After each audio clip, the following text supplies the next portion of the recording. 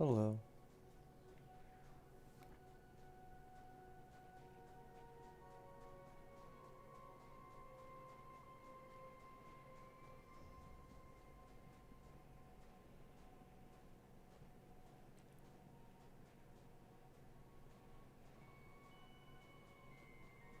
Gonna do Star Ward? No. I already did Star Ward on the one account I could. That is built for it.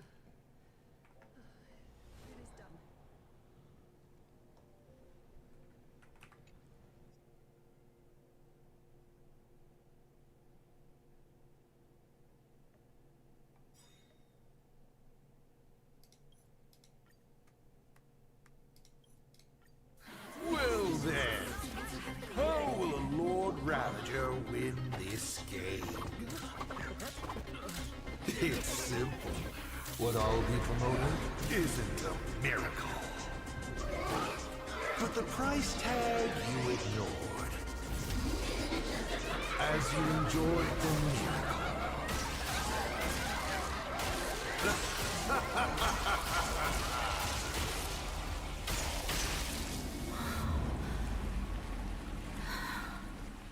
Isn't this the third time you do the quest on stream? Probably. Why do you think I do these on stream? It's too boring to do it 3 times in a row with nothing else to distract me.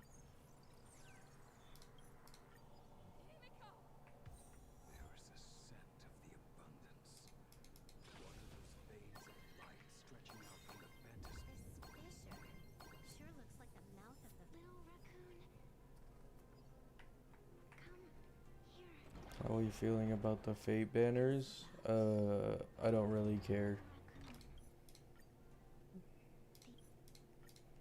Well, actually, for my highly invested in Phanon account, they can finally start investing into Gilgamesh for the main DPS of Ashblade. And then my Firefly account, which I'm really not paying attention to right now, but that one can get you on Gilgamesh instantly, I think. Robin ain't getting nerfed? Why would she get nerfed? Robin getting nerfed is like just dumb agenda if anybody's pushing it. Basically the equivalent of like, oh, I think Emblade's gonna get nerfed because he has big buffs. You know?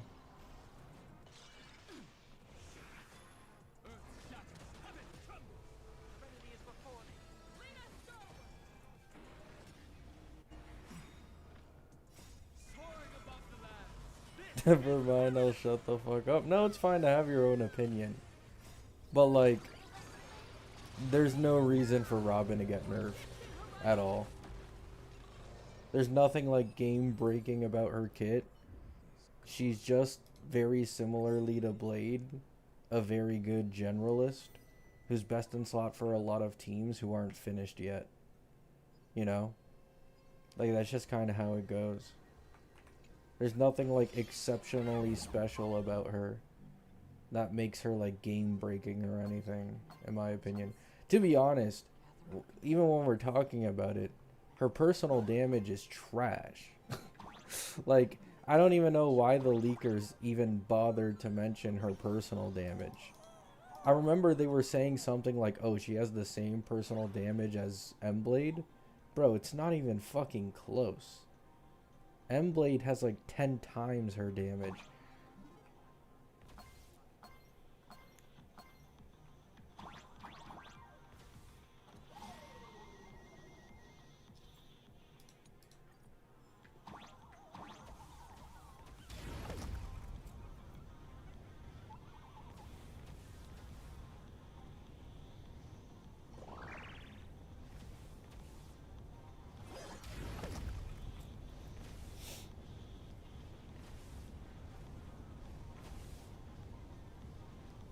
How are you doing? Good.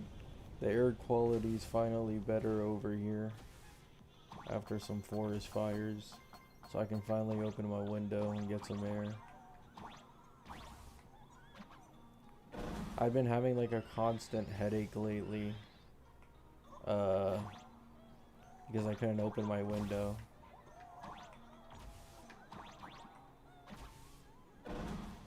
I don't have an AC in my room either.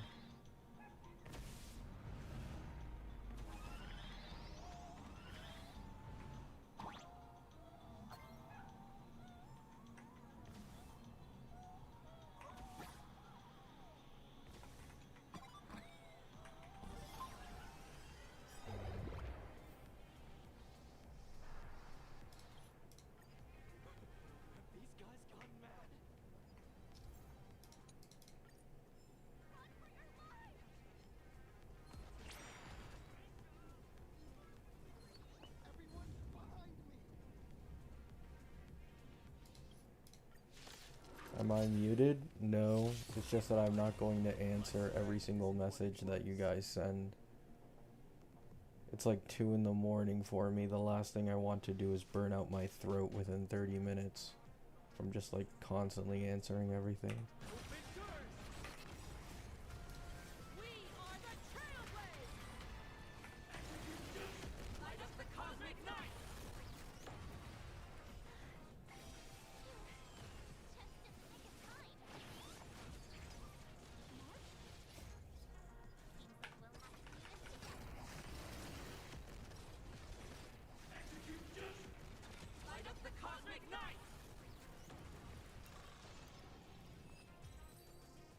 I hope they don't replace the Fate banners with the ZZZ one. I don't think they will. The Fate collab thing is like a long time thing.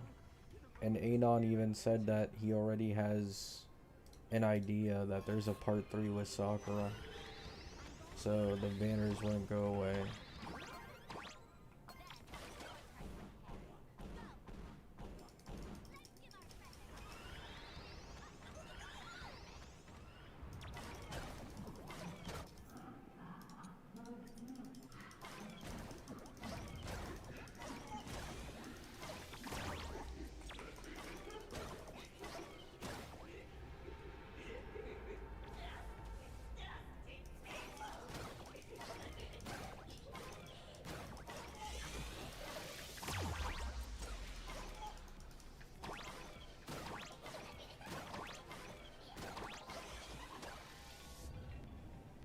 Do you think Pearl will be the next free character?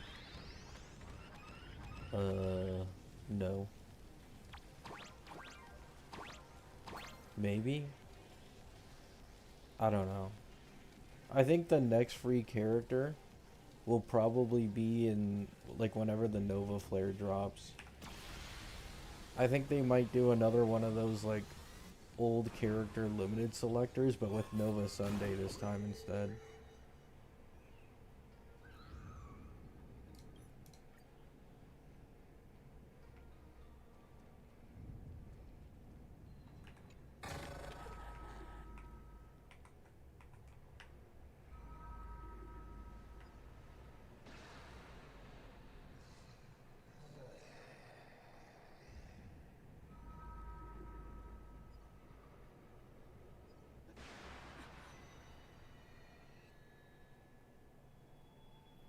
There's news about Ishtar. I wouldn't believe it. I wouldn't get my hopes up. Because the same logic they're using for like, oh, Ishtar might be playable in the future is the same one that they used for Lancer's model. Because Lancer's model is apparently more of like a separate type of model than just an NPC one. And they were like, oh, Lancer might become playable soon. But in my opinion, Lancer is never becoming playable with that model. So it's probably just like a special type of model, and that's as far as it goes.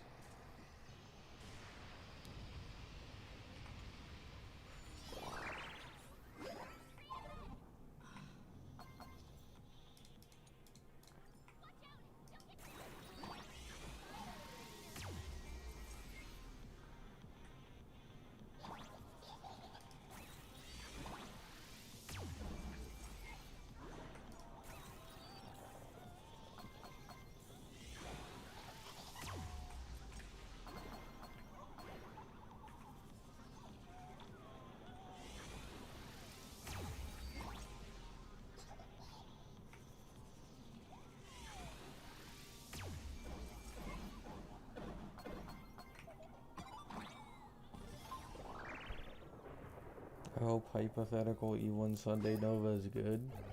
Yeah. I think with Sunday Nova, their end goal might be a Sunday Nova plus Robin SP type of wheelchair team. Not gonna lie.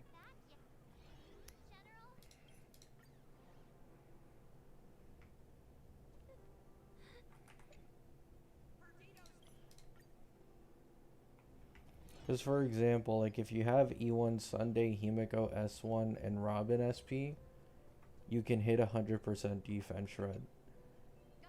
And then also the energy regen buffs is universally good in that team.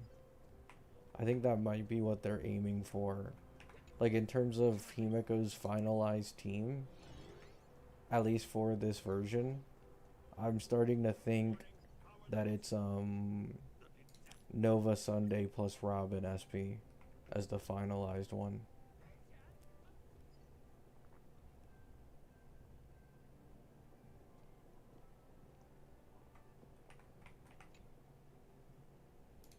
Can Avon be saved for Fua? I mean, yeah. Anybody can be saved in an HSR beta. It's not that hard. You know? It's very easy to just make a character stronger. Increase multipliers, add this there, buff Eidolons, buff Lycone, you know, change this trace. It's very, very simple.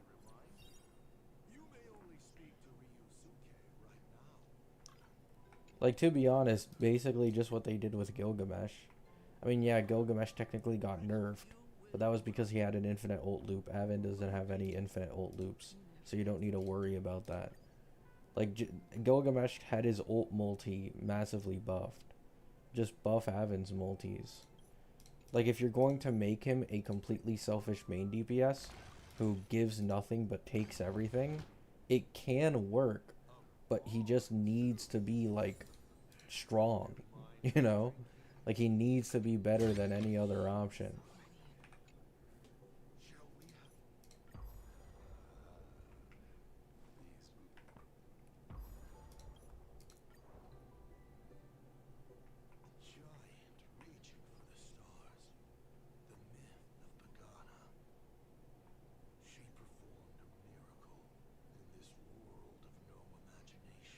He would be better in Saber Gil than Robin. Well, the thing is, it kind of depends, in my opinion. Like, Robin benefits more from it as well, but also, Robin has defense shred buffing in her base kit, right? Which is stronger than Sunday having it locked to his E1. Which is kind of the appeal of Robin. Like, even if Sunday gets his base buffs buffed, I don't think he's getting defense shred in his base kit in terms of buffing. So, like, that's the one thing with Robin. In teams where you already have defense shred from other sources, and if it's good enough, then her value is significantly higher than other ampers. More than it'd usually be. So, like, you have an E1 Gilgamesh giving 30%. You put, like, Saber on Genius or something. And then, alongside Robin SP, it's already quite strong.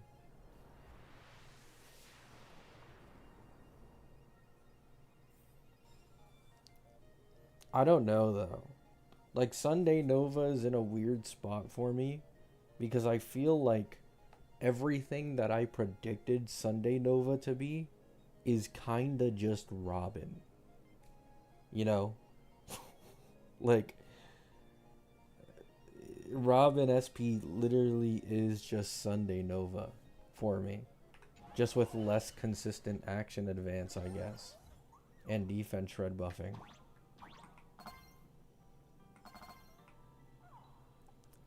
So now I'm kind of confused on Sunday Nova a bit.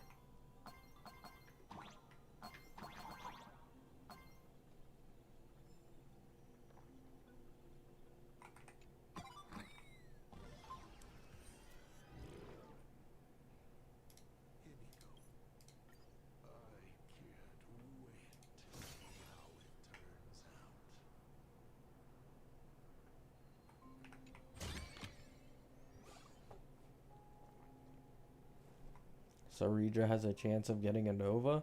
Saridra will definitely get a Nova eventually. For sure.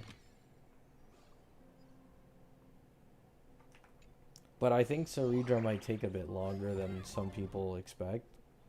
It's much more likely that Phanon gets a Nova before like any of his teammates, in my opinion.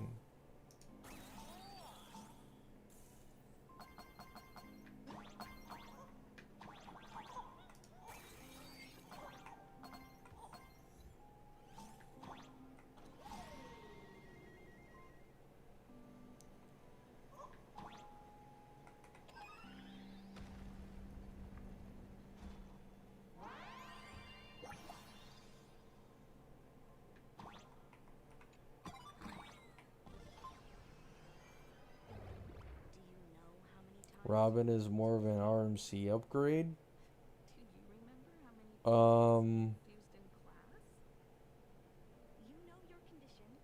She's an RMC competitor in the sense that she's the only other generalist remembrance support in the game. But RMC and Robin are inherently quite different in like a lot of ways. Like, to be honest, if RMC was a limited unit and he got that like payola of being a limited unit, he'd probably still be a stronger option than Robin for a lot of teams. It's literally only because he's a free-to-play character with no vertical investment that Robin can actually beat him. But like, they're quite different in my opinion.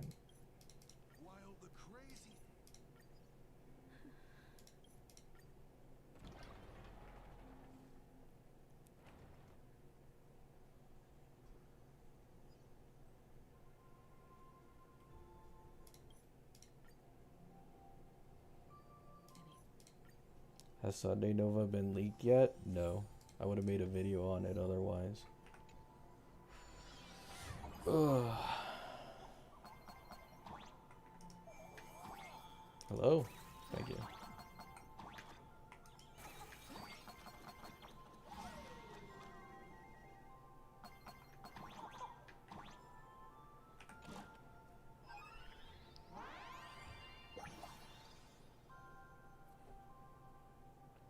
I guess make Sunday more of a summon support? No. That's like the worst advice you could possibly ever give. Summon DPSs aren't common enough in this game to fully dedicate him towards being a summon support. It'd be terrible. It's better to just focus on him being an ultimate support. Someone with strong energy regen capabilities on their ultimate, which, like, yeah, Robin does something similar, but then they can increase his energy regen on ult to make up for the fact that Robin basically does the same thing but better. In my opinion.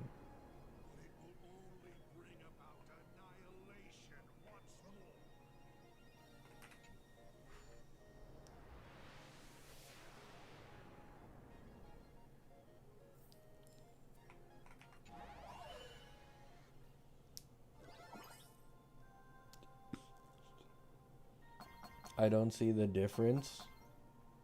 Robin struggles way more than RMC at passively gaining charge. RMC will give significantly more action advances in his energy-based teams than Robin ever would. They have completely different buffing. It's single target versus AoE. Like, there's legit no similarities outside of the fact that they both give action advance and they're both generalist supports. Not gonna lie. I received it. Good news, everyone. Spain won? Yeah, I'm a little sad. I'm not mad, but I'm just a bit sad. It would have been absolutely, like, phenomenal to see Messi go back to back at 39 as well.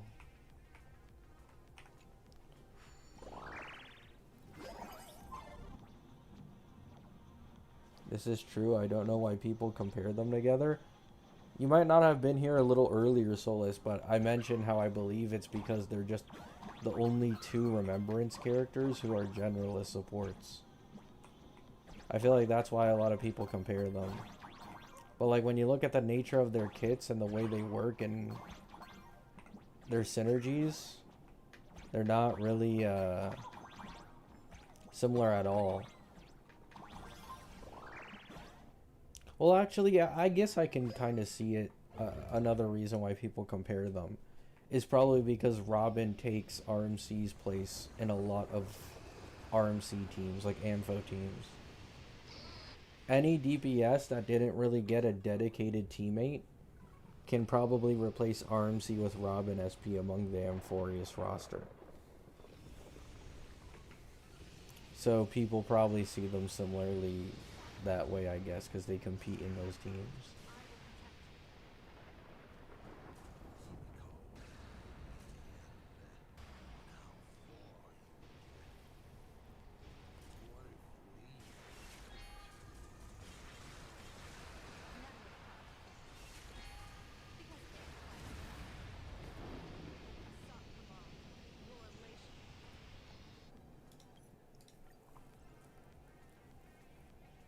Isn't Hyacine mandatory for Evernight main DPS?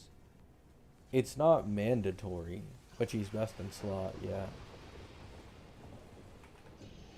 Like, I've seen some people, because they want to split up their mono rem, just give Cassie Hyacine and run Huo Huo on Evernight. All she really needs is a healer that can heal, and she'll work. She isn't as reliant on Hyacine as Cassie is. Cassie is like heavily reliant on Hyacine. It feels like she barely even functions if you use her without Hyacine.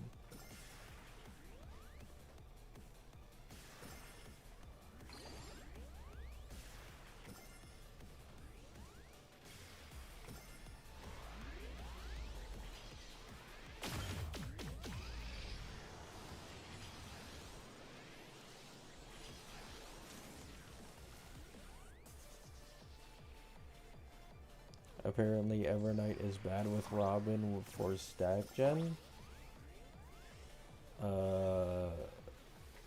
Why does that matter?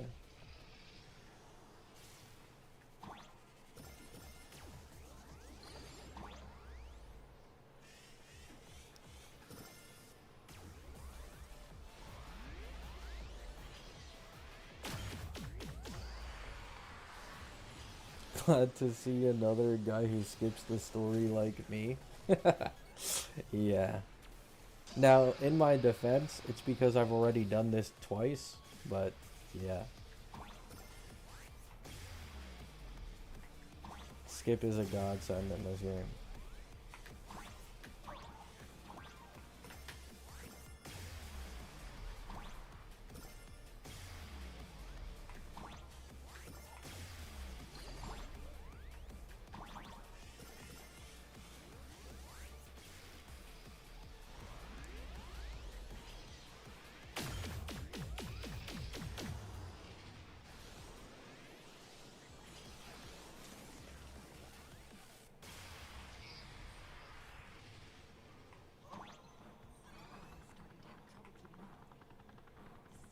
Let's go.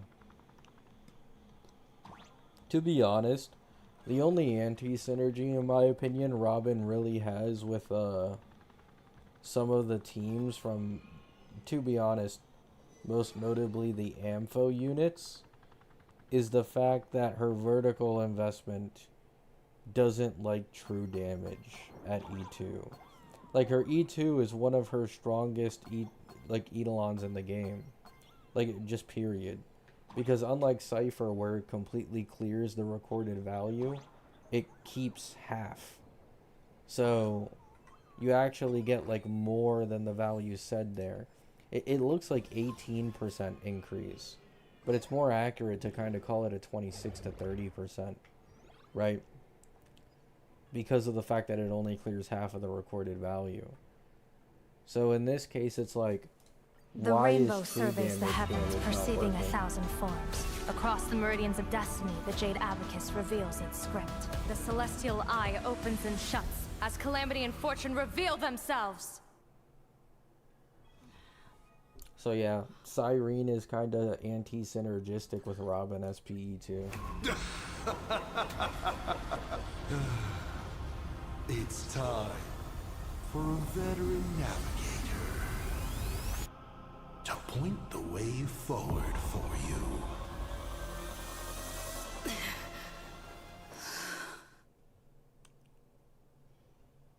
Oh yeah, for sure, Solus. I remember the struggles I had to go through in early Amphorius when I was trying to do the account speed runs.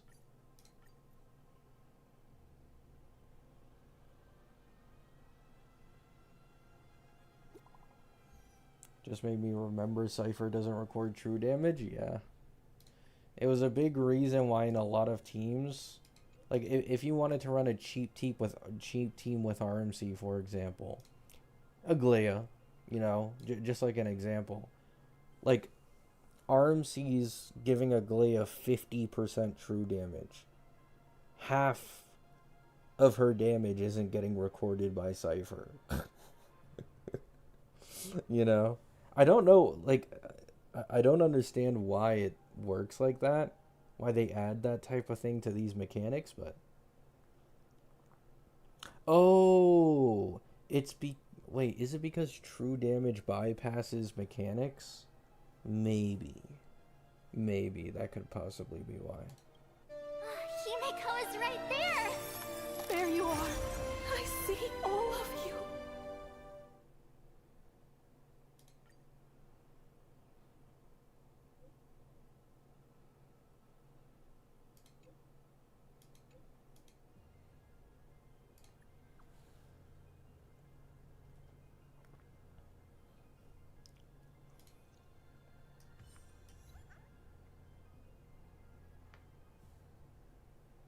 Assault Pramod is a better Lord Ravager than Iron Tomb?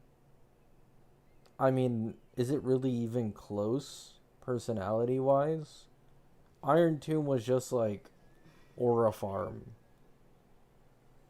Like, he was being hyped up to be the end-all be-all. But like Assault Pramod, he's like an actual character, you know? He's actually something of substance.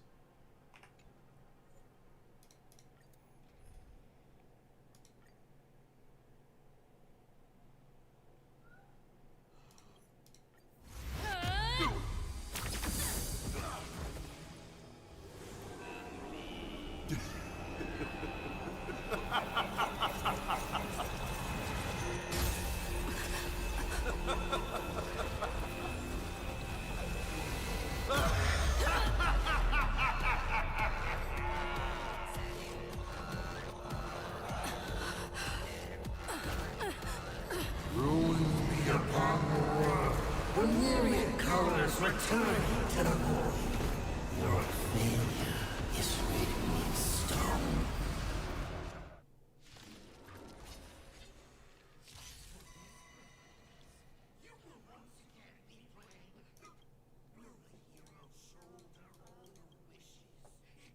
I don't care, Summer. What's the point of even bringing it up?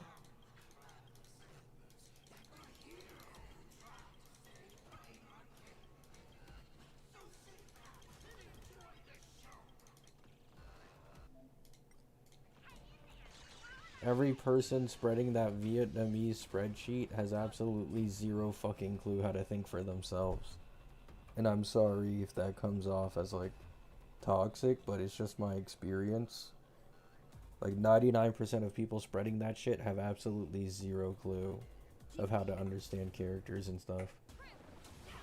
They just spread it. It's literally just used for agenda every time I see it. It's actually the agenda spreadsheet. Might as well just be called that.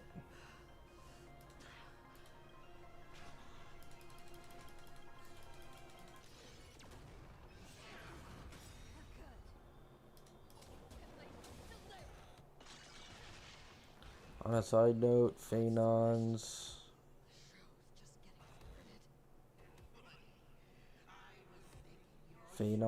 exit attack has a really funny synergy with Robin. Oh yeah, yeah, it's similar to Cypher. I saw it.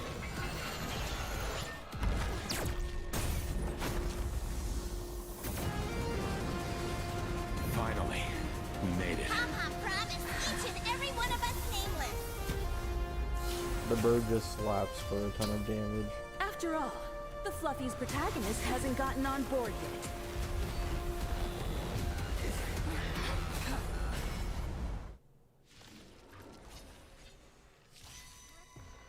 What real nameless are made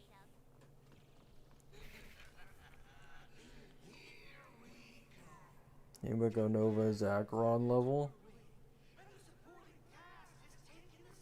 I mean, the reason I don't like using that spreadsheet for the most part is one, neutral scenarios is just completely fucking unrealistic.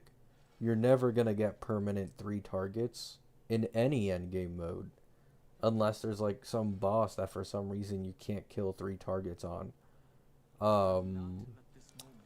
But also 99% of the calcs on that sheet are sustainless. Right? Like they're all E4 welt, E2 welt, sustainless with M-blade, this and that. Which is like, it's cool to see. But for example, someone would have already been fooled into pulling a specific limited character who's older because of these sustainless runs. And then 2 patches later, the character actually gets their dedicated support. And people are left there like, what the fuck? Why did I even invest into this older character because I saw this calc when she was going to get replaced? You know? Like, there's a lot of things that make me hate, like, neutral scenario spreadsheets with a ton of sustainless. Not gonna lie.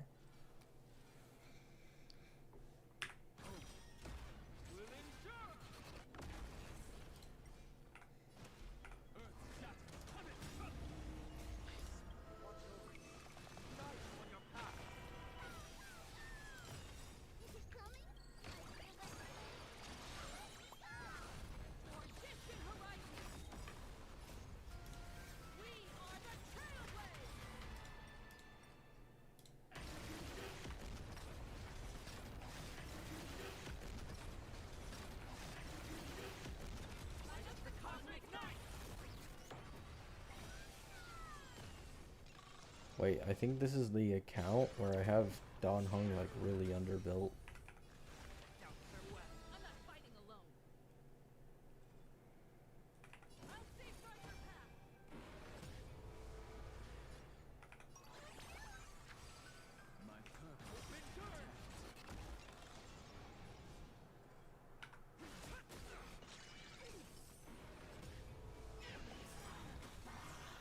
Have you seen the sheet? No, I don't care.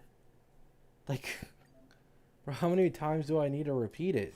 No, I don't care.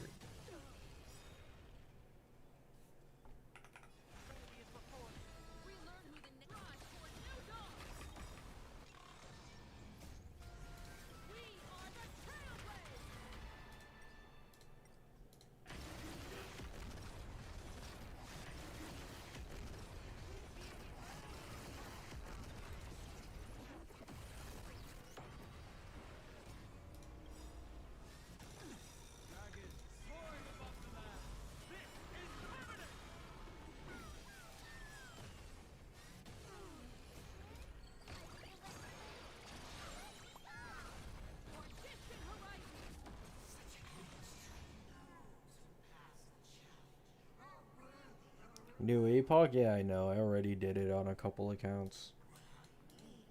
I did the Star Wars APOC on the E2 Phaenon account, Solus, if you're still here.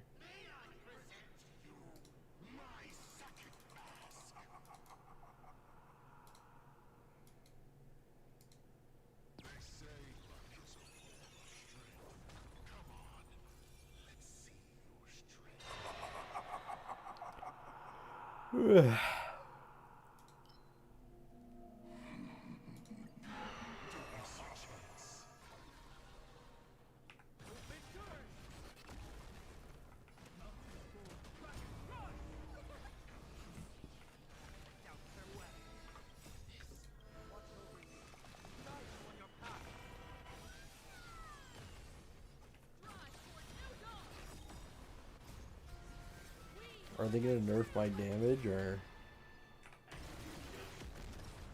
Yep.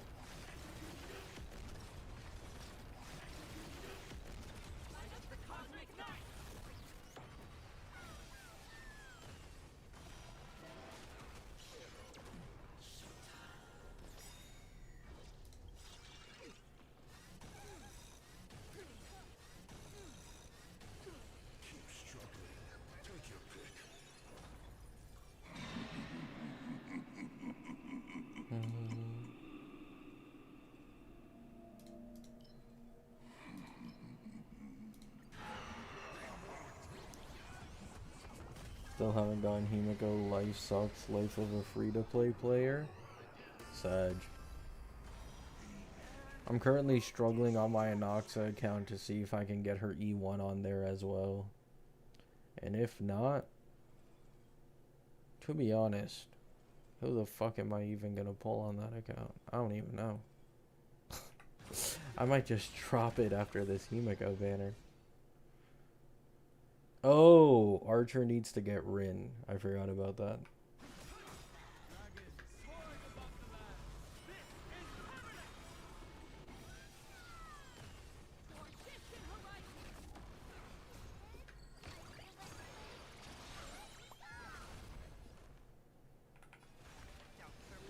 Relearn who the Nameless truly are. I'll safeguard your path. We are the Trailblazers.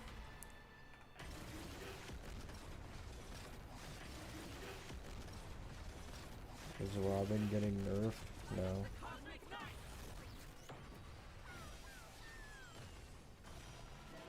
Probably not.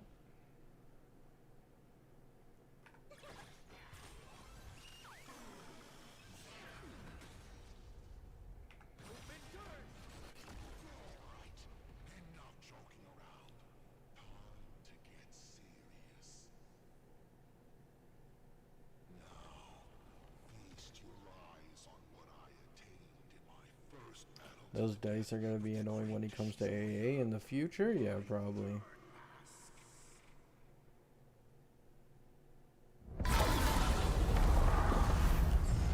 You shall witness the reality of all things turn into silence.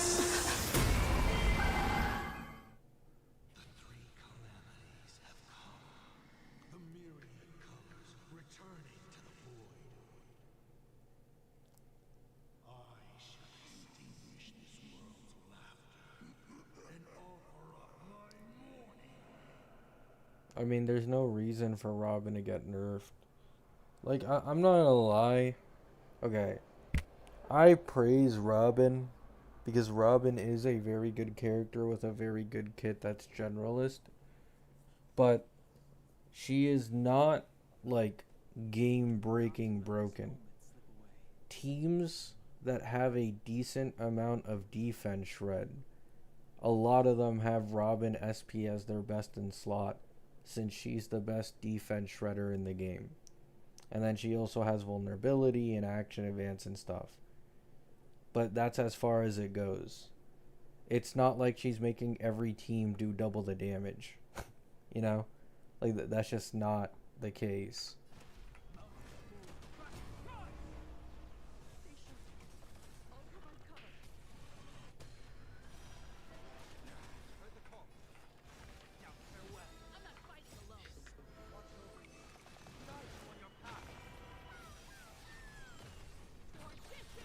She's balanced, yeah. Like, there isn't anything that stands out as like, oh my god, she's too broken for this game. Like, there isn't any infinite ult loops. As far as I'm aware, there isn't really all that many unintended interactions that are game breaking or anything. She's strong, but like, that's because she's the newest support in version 4, and she's getting the same glaze as Emblade. That's really as far as it goes.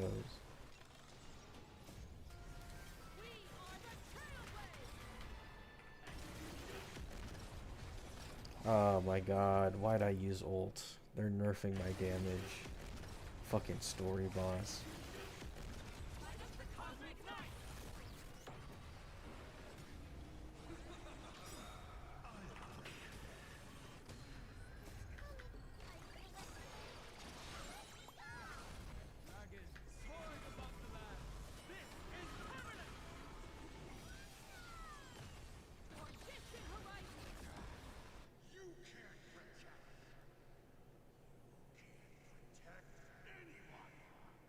Only reason she looks broken is because Aventurine is trash?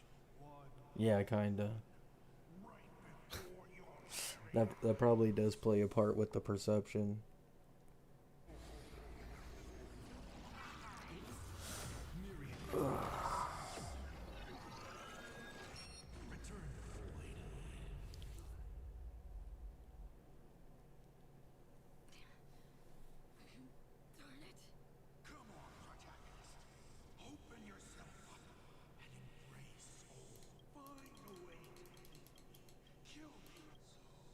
This version's characters haven't been anything crazy. That's because the teams aren't finished yet, in my opinion.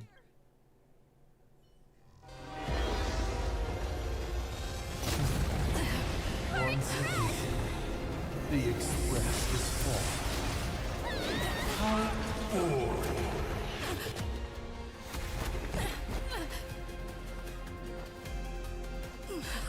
Now, you and I both see the imminent apocalypse.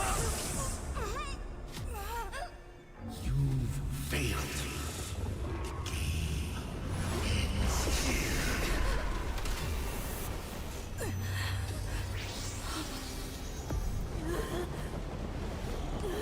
Man, I wish I could skip the cutscenes too.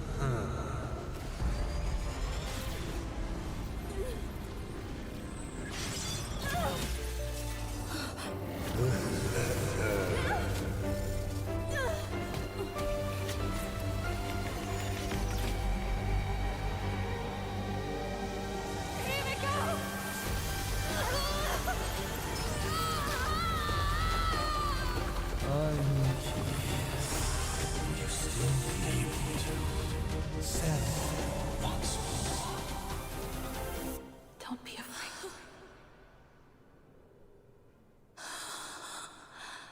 I'm here.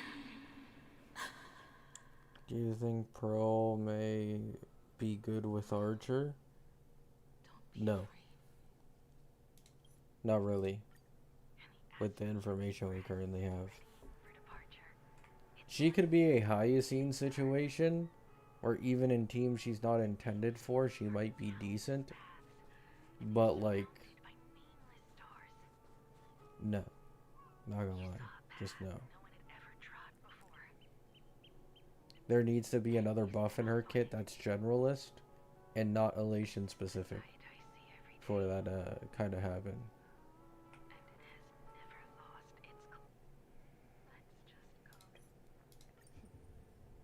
It could be a Yao Guang situation where like you could use her as the sustain on Archer teams just to bypass elation chill. Since there's some bosses and enemies that have like damage reduction. Unless they're hit by elation and punchline. But that's about it.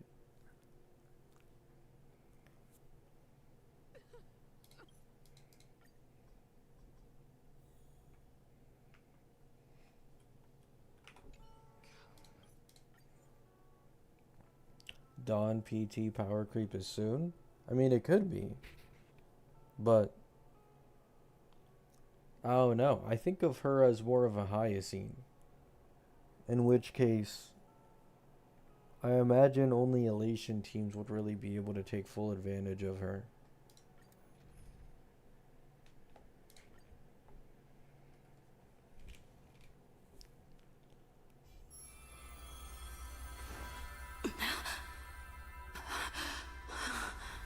You must become used to loss in order to continue onward.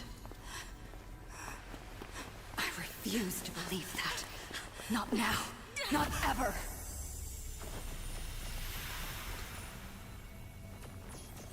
Yeah. This is the third time I've seen you do this. Get it over with. I will fulfill them all tomorrow. I will prove that we can move onward without making these so-called sacrifices. So, the Astral Express only has one navigator, no matter the reason. Yeah, I gotta accept it, so I got automatically accepted because I did a survey for the first one. That's how it works. I won't let anything take you away from me! Don't forget about us. Don't worry. We're here. Thank you for fulfilling the promise. Venturing to uncharted worlds isn't all that motivates us to move forward. We also have promises of the past. The Astral Express is setting forth anew. This journey shall lead us starward! Wow. So cool, Himeko. I wanna be just like you. Is that Larpy Maru? Larpy Maru is never going to catch on. Don't try and force it.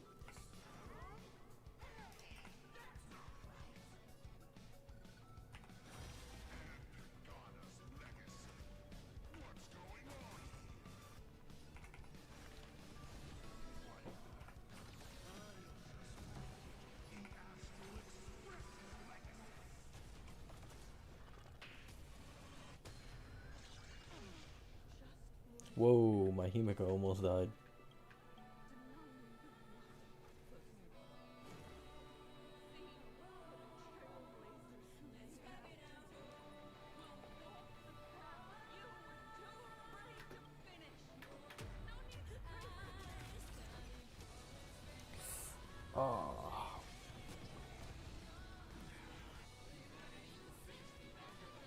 I'll turn up the music for you guys.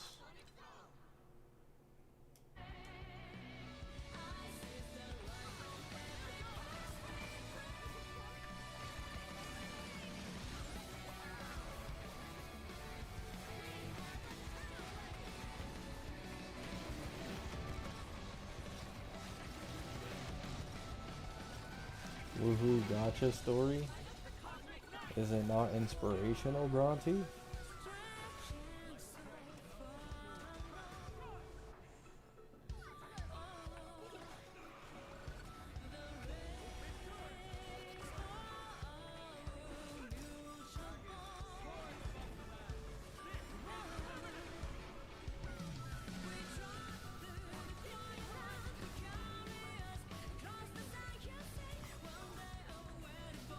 Oh wait.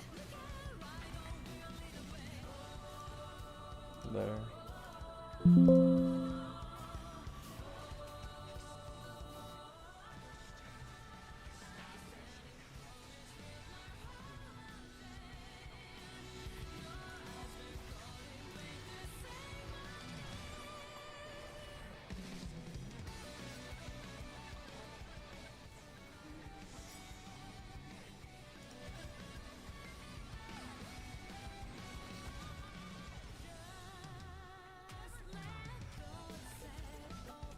Better than Flop Coney?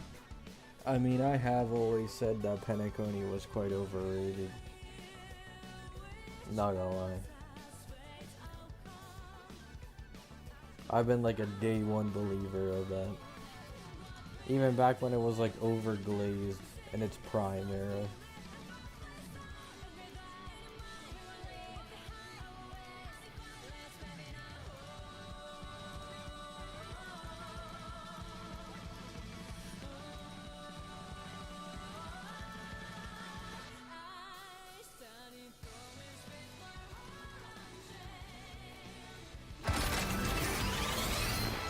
Finally! When the wheels turn against you, go ahead! Pulverize!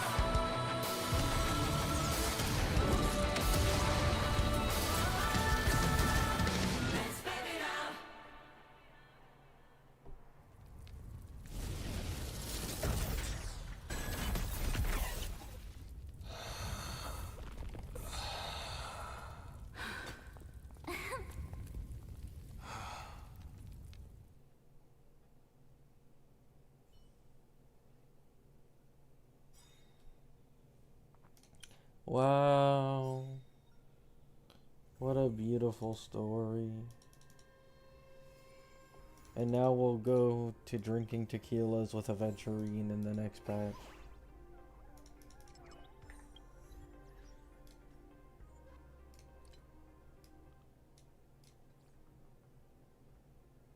Cinema.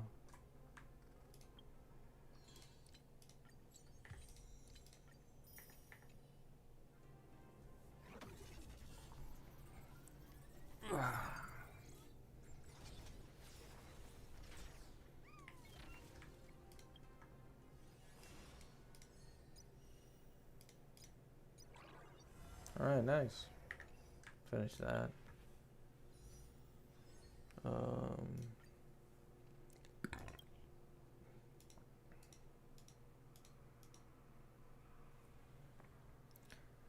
$28 pity. Can I get an early, please? Por favor.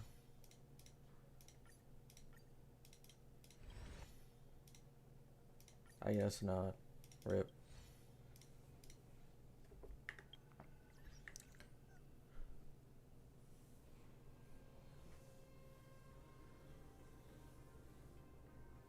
You agree that Ampho ending was shit? I barely even remember it. Ugh. I mean, to be fair, I don't know what people expect. Like, the MCs are always gonna have like power of friendship moments in these gachas. Like it's every single time. Because the entire point of these games is to try and sell you the characters and give them more importance, but then also make the MC the focus of it all. So you always get power of friendship moments. You going for E2? I'm just trying to see if I can get E1. Is basically all. Because Himeko, even though like the main prize is the E2, her E1 is also quite good. Mostly for like the ult teams. Because in the ult like verdict teams, I mean, the amount of ults you need is cut by half. You know? For triggering her follow-up. Makes it a lot easier.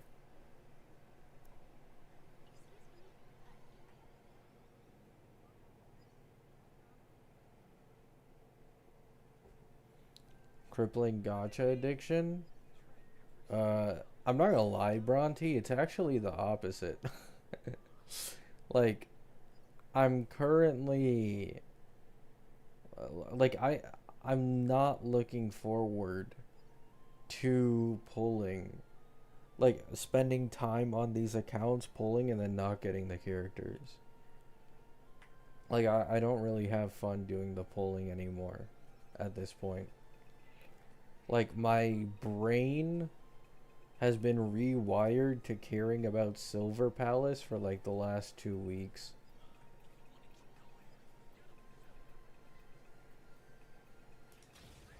And I will have to play the beta, I think like 4 days from now. Silver Palace isn't coming out this year though, because they're having another beta. They confirmed that if you do this beta test and you do the survey on this one, then you'll be instantly signed up for the third beta test. So they already know they're gonna do a third beta test. Like they want this shit to basically be perfected. It's insanity.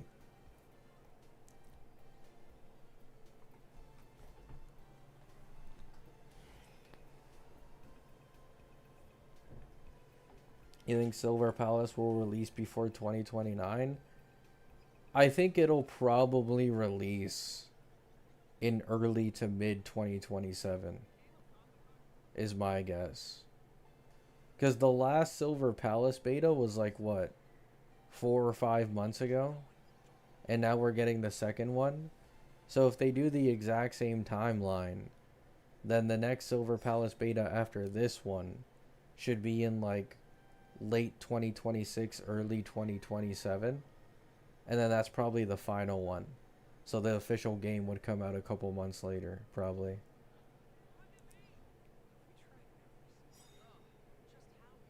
Oh, nice, Mike.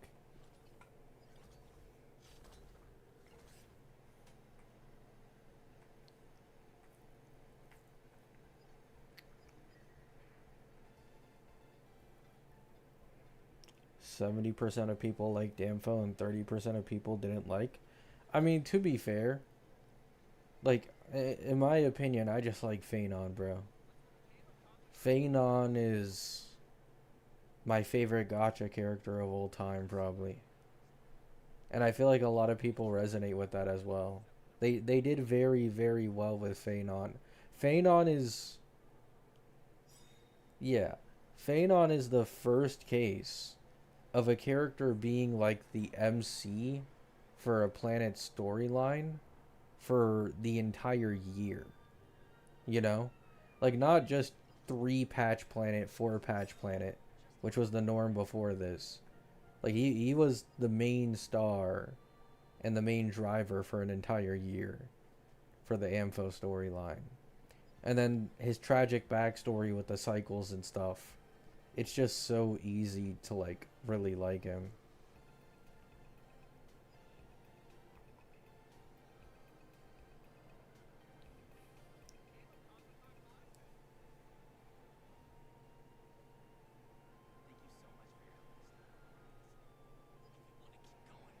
Feels like people only think Amfo is good just because of Phanon. I mean, for me, it's not just Phanon. But Phanon is like the main carry of why I like it. But just in general, I talked about this when Amphorius first released, and I was like doing small streams about it. Like Greek mythology and, you know, certain aspects of it, the theme of it. Like, any time any game takes from that, I almost always fuck with it. And it's like my favorite every single time, without fail. So, I'm also kind of a sucker for that as well. I mean, Triby's story was also decent. I also like Triby's story. My Days wasn't bad either. It just wasn't anything exceptional. I don't even remember Heisland's or Ceridra's story significance that much. I'm not gonna lie. I do remember Ceridra's a little more than Heisland's, but I deadass just don't remember Heisland's at all. I know Hyacine. Hyacine was very important and had her moments with Aquila. Cypher as well.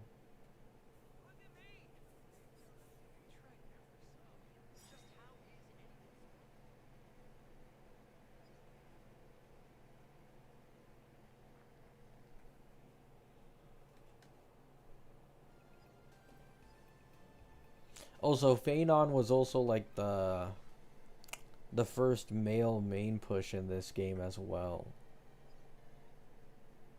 Which led to a lot of people being excited for that. It came with its downsides, but I'd say overall it was positive.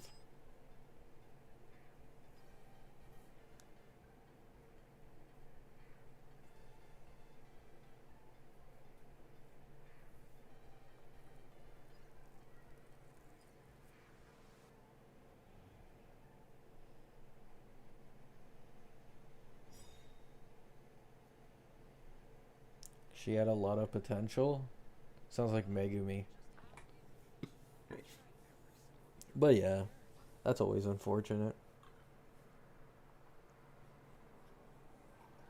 Welt SP main push? Doubt it.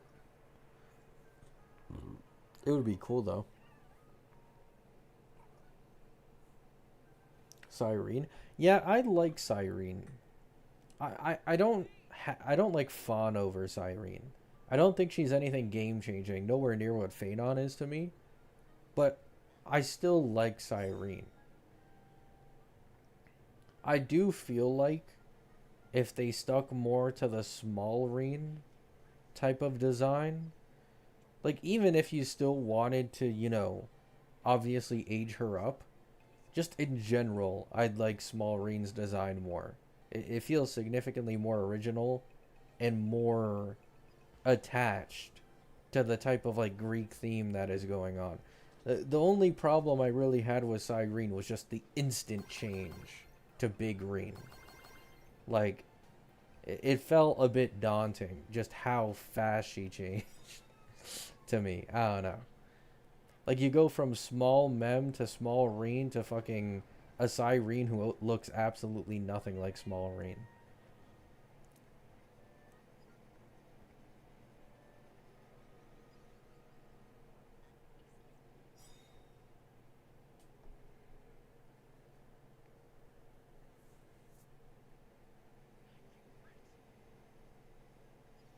They got a valid reason for that? I mean, you can create a valid reason for anything. It doesn't mean that the viewer is gonna fuck with it, you know?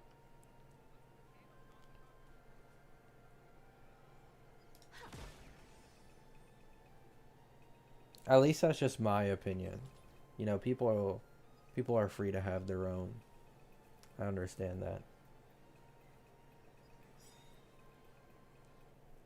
They should have added her as a 4-star. This game is never... I genuinely believe this game gave up on 4 stars the second they realized like free 5 stars is not only more profitable for them, but the player base feedback is better than 4 stars.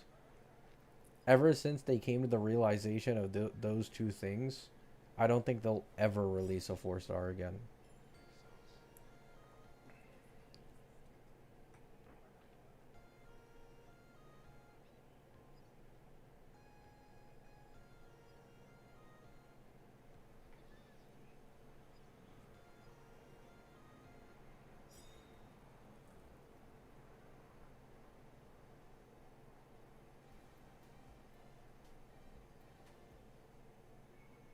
Gabby says Greek and all, but only Aglaia and maybe My Day had the Greek aesthetic. Yes, but that's not the same, right? Like, Ceridra was already shown as Ceridra with the same outfit, right? Like, you didn't have any, like, Greek-based design for Ceridra from the beginning to grow attached to, just for it to disappear. That's my issue with Cyrene. If Cyrene had always not had any like Greek motifs in her design, I wouldn't have given a shit as much. But in my opinion, because that design already existed and then it completely changed, it bothered me more.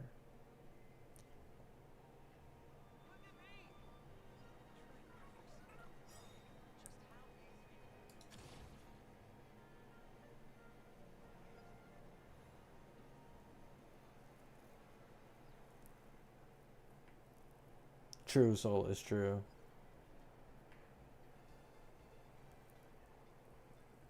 ZZ's walking down this path too. I need to get into ZZZ soon. I got Sunna. I now need to get like Yeishun Guang. And then in the future I want to pull Norma and Sunbringer. It's just kind of hard. I'd have to stop playing on all my HSR accounts and like to get into ZZZ.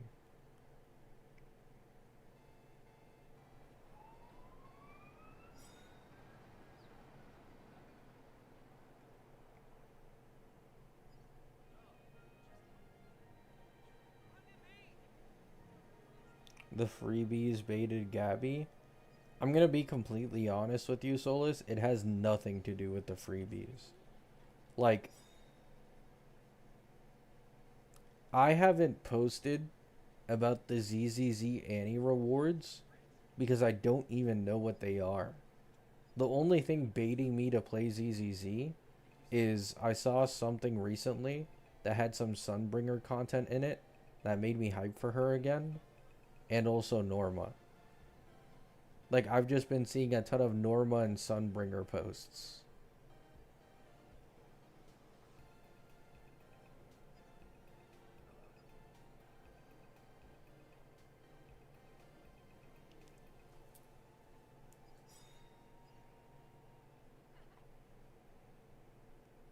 What freebies? They didn't give out Ellen for free.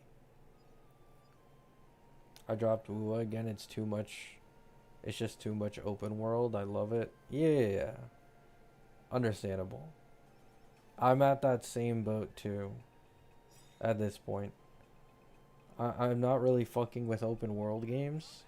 Thank the Lord that Silver Palace is like more of a quote unquote hub game, right? It's not actually open world. There's some openness, but it's not open world, which is nice.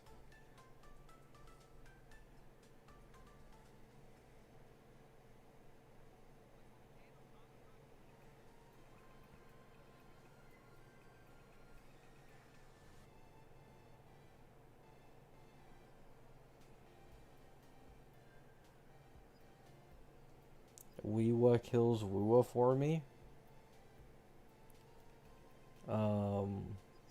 Yeah, I have heard like Weewa has been getting more HP inflation lately.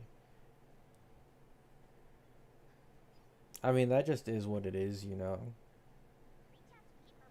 I mean, Woowa gives a pretty good amount of pulls to battle HP inflation. I just feel like Woowa players are much less used to vertical investment than an HSR player, for example. It's much less normal. Like, the first 1.5 years of Woowa was CCs and the entire community parroting that the game had no power creep or HP inflation. So then you suddenly get hit with like all these endgame changes, and you have to change your way of pulling, and people are kind of like caught off guard by that and bothered by it.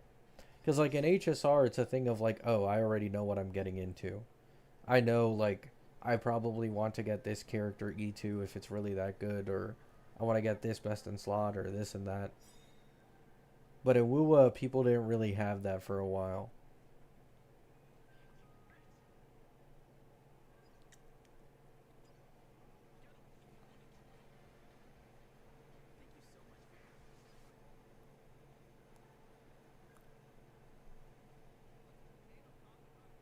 Of course, I didn't have HP. Well, yeah, I know. I've been saying this.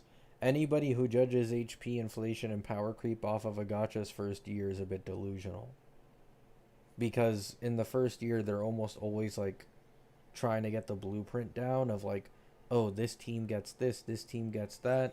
You get this generalist support because we don't have time to make dedicated supports for everything right now. We don't have time for dedicated DPSs yet. That's more for like the second year. Like, all of these gachas go through this phase every single time.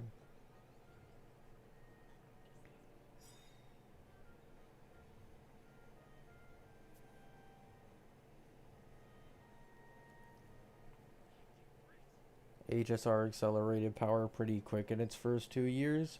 We're talking about the first year, not the first 2 years.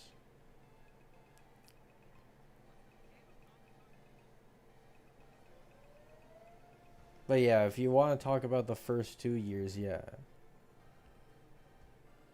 Like, HSR has more power creep.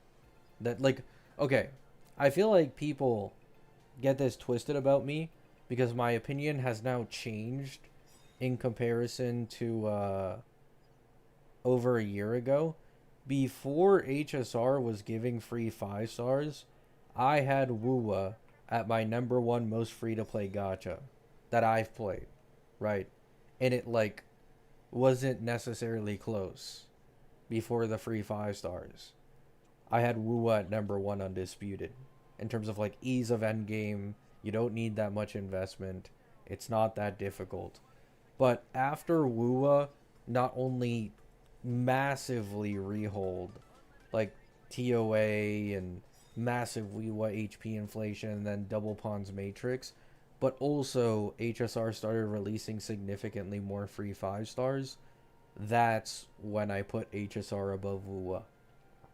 I think I put HSR above WUWA after the golden token in 3.7 on Cyrene's patch. Was probably when I did it.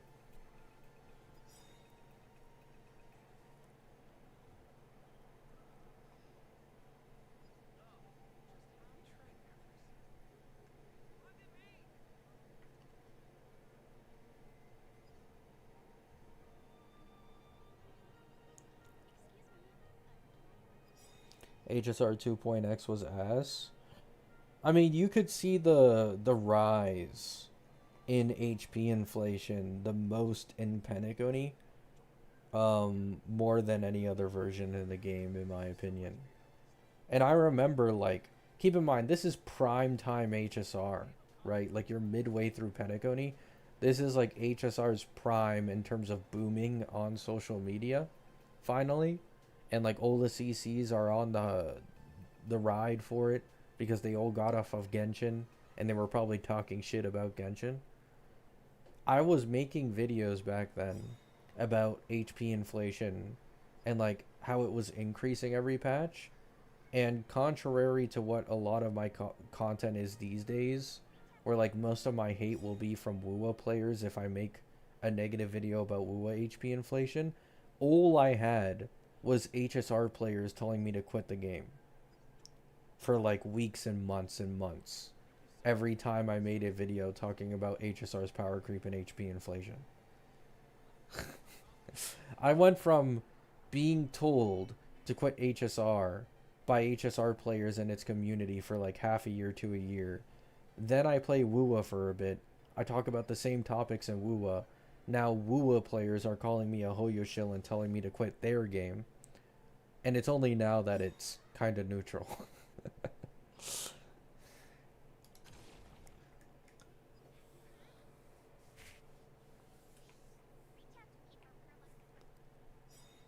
Yeah. That's why I always like kind of laugh when people are like, "Oh, you're a Hoyo shill, this and that." Like, not only this, but I started my channel off of WUWA as well. And I started it off of glazing WUWA. You know? I could have gone the route of a lot of these like popular WUWA CCs of WUWA glaze Hoyo games bad. But it was like too fake for like it hurt my head to hear myself say what I was saying without actually believing in it. It like frustrated me. It's like, what the fuck are you doing, bro? So I didn't go down that route.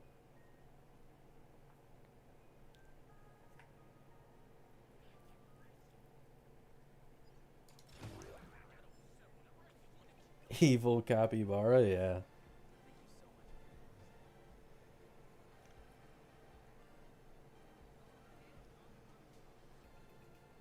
WUWA glazer to HSR glazer?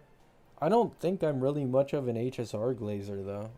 Most of my glaze for HSR almost always comes from the fact that the game is incredibly convenient. Like, that's most of it. And the improvements they've made in the last year. But I don't really like put this game necessarily on a pedestal over other games, where it's like, oh, other games feel like shit after I played HSR.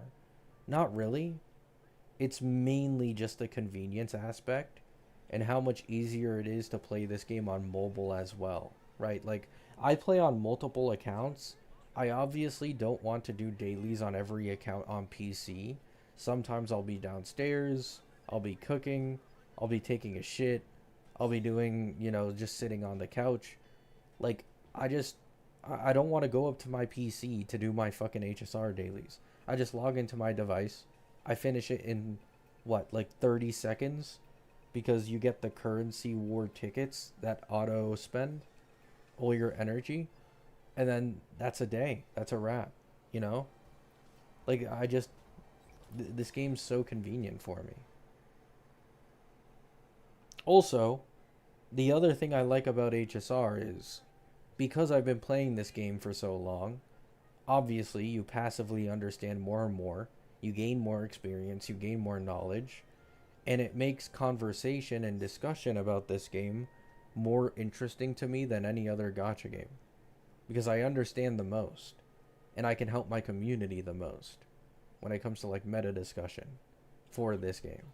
Like if somebody asked me for meta opinions on, let's say, Wuwa or ZZZ, I might be able to give them like mainstream opinions, but nothing of real substance, you know? Like it's kind of fake if I actually try to act like I really know what I'm talking about.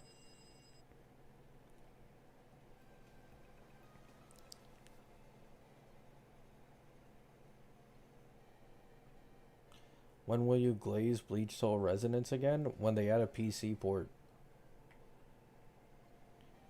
I only stopped playing that game because I had to focus on HSR and ZZZ for its betas and I didn't want to play 3 gachas at once. And the reason I never made content on it was because there wasn't a PC port. It made recording gameplay really annoying.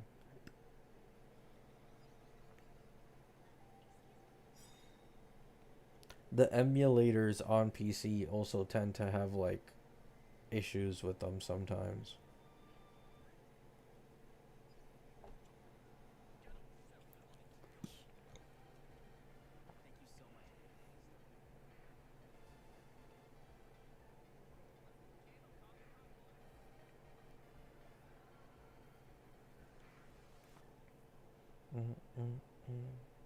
I just like that HSR is easy to manage when you have a busy life. Exactly. Exactly. That's exactly how I feel. It's very easy to manage. It's very easy for me to understand and for me to understand like new character kits and try and help other people understand. So it's like, why would I even play anything else? You know?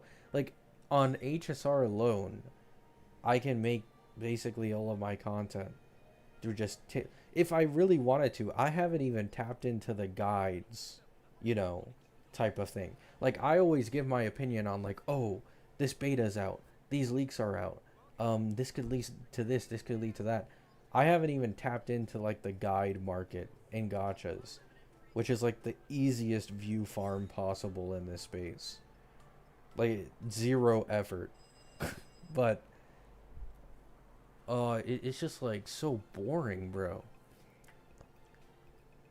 There's no like creative thinking in making a guide video, at least for me. Like there's 10 other dudes who are saying the same thing as me with better edited content. Why would I even bother?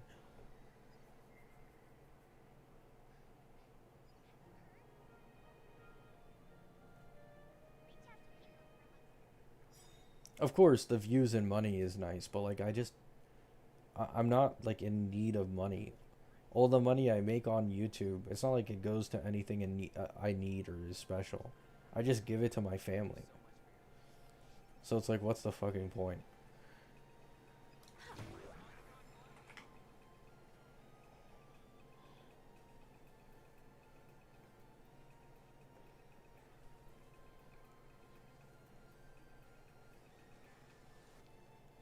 HSR LARPers are the worst.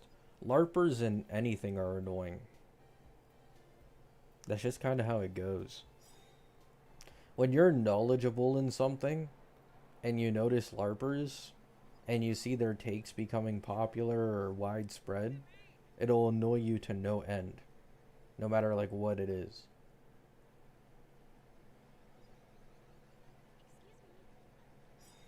I have unfortunately experienced this way too much. It's an issue I have.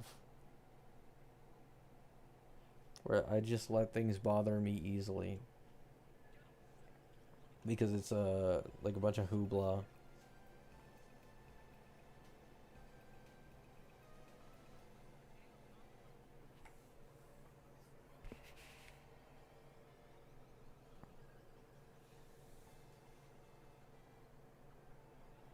Gooba video guides are goated. Oh yeah, yeah.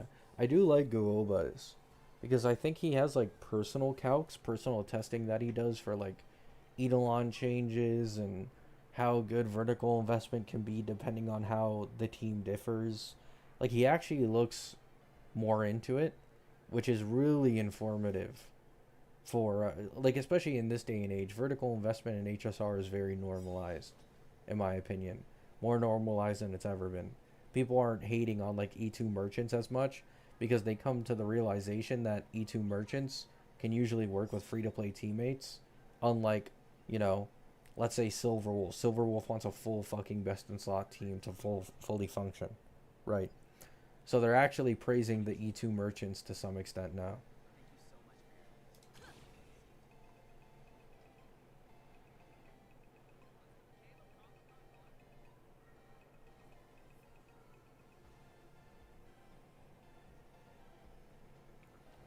Brax is back for money? I mean, yeah. But, like, what are you gonna do about it? You know? Like, I'm not the biggest fan of Brax because, like the other creators, they were talking about HSR as if it was fucking sacrilege to the gacha. Like, they're playing gachas. And they were trying to talk shit about HSR and like, oh, this game's so predatory, it fucking sucks. I'm gonna quit this game. I'm not gonna make content on it. I can't support it anymore because of the global passive shit. And then the game just takes a... like, people gave up on the game when it was becoming its best version and improving the most. So, but then again, it's like content creators are always gonna come back for money, right? Like, I'm not normal. I don't represent the average gacha CC. 99% of gacha CCs are gonna go where the money is. Because, like, why wouldn't you? It's really that simple. Like, if you see how much money these gacha creators get when they can make an easy guide video on a gacha for a new character, 50 to 100k views, sponsors see that. You're averaging 30 plus K views per video. Sponsors now pay you thousands a month because of the views you're raking in for these videos. Like, they're gonna do that, you know? Like, they're kind of just always going to go where the money is.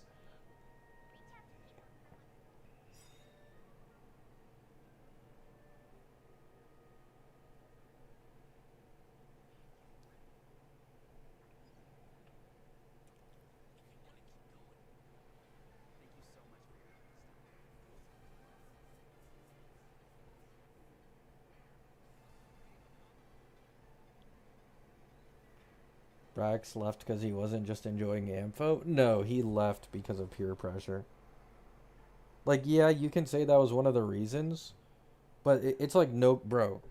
All of HSR's biggest gacha content creators outside of Pokey all quit at the exact same fucking time around the global passive.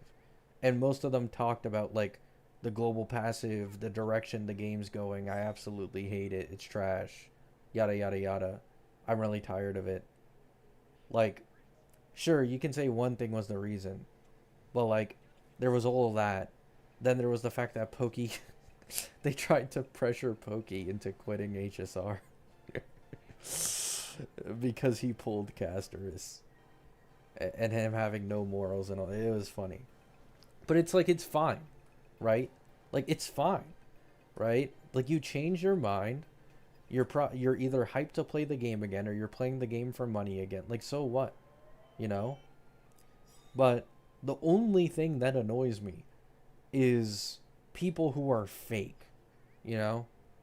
Like, it's fine. Oh, I'm fucking tired of this shit. I'm tired of the global passive. I'm tired of this. Okay. Right? You come back, you change your mind. Welcome back. Just don't lie about it. You know? There's no point in lying about the reasons why you quit the game or why you did this and that.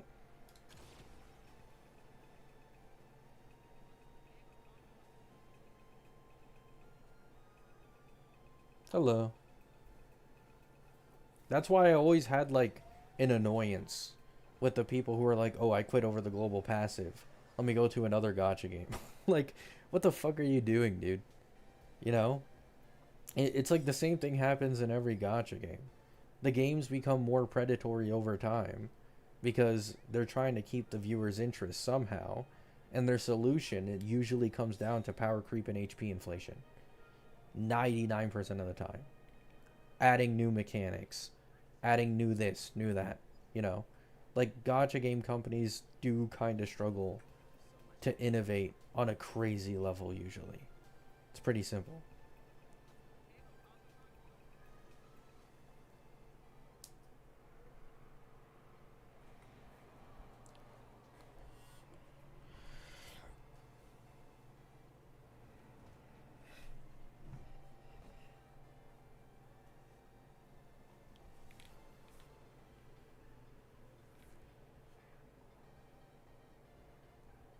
Global passives are good. I wouldn't go that far. I don't like global passives in this game at all. I think global passives just shouldn't exist. I understand why it exists. Even though it's nearly useless, it's technically not. And you're able to FOMO much more clueless casual players into thinking that that global passive is game changing, which makes it more likely for them to drop money for it, right? Like, I kind of get the marketing strategy there, but in an ideal world, I just have them not exist at all. Personally.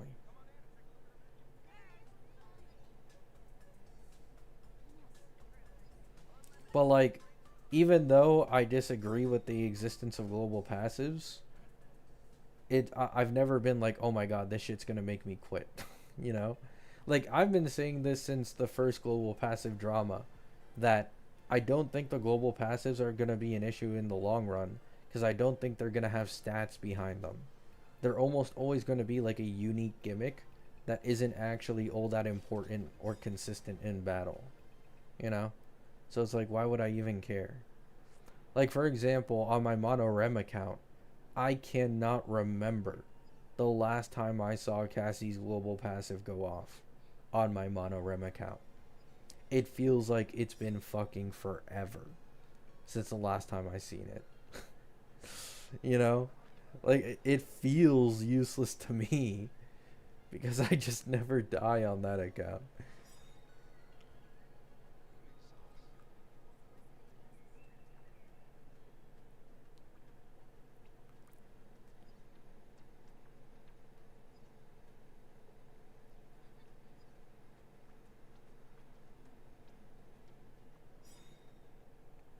Yeah.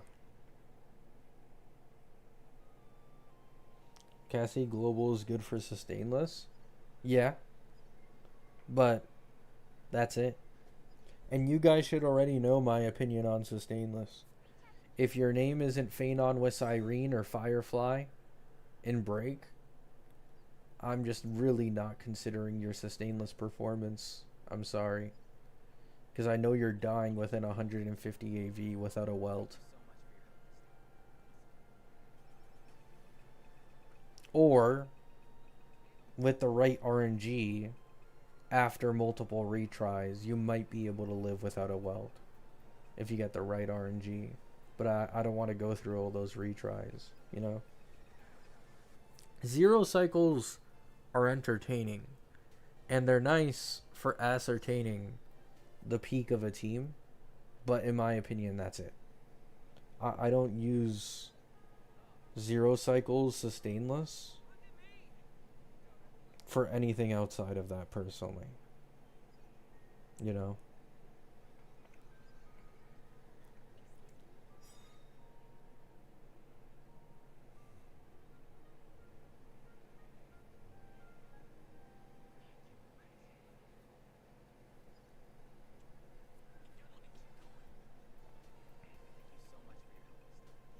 I've seen Silverwolf's proc. I mean, yeah, obviously. Silverwolf's thing automatically procs whenever an ally gets CC'd, while Cassie's will only trigger on an ally death. Getting CC'd is 10 times more common than ally deaths. Unless you're like a complete bot who dies every time you try to do something.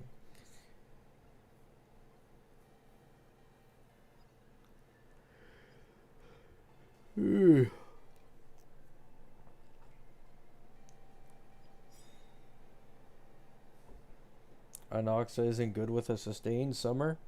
This is like the third time you've repeated this. And this is the last time I'm going to answer it. It doesn't fucking matter if a character is shit with sustain but good with sustainless. If they can't fucking survive in sustainless.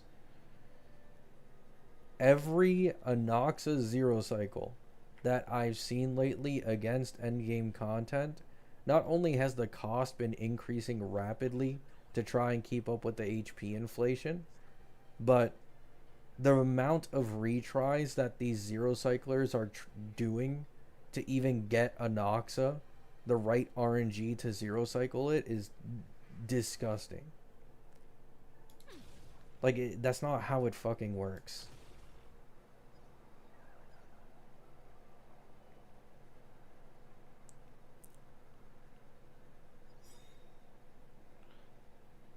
Sustainless is ridiculously easy. My E0 as 0 Thirda cleared PF without dying. Brother, it's Thirda in pure fiction. The one where she can constantly ult spam in because there's a perma 5 targets. Like, of course you're gonna be able to live long enough for a Thirda to clear. What is this logic?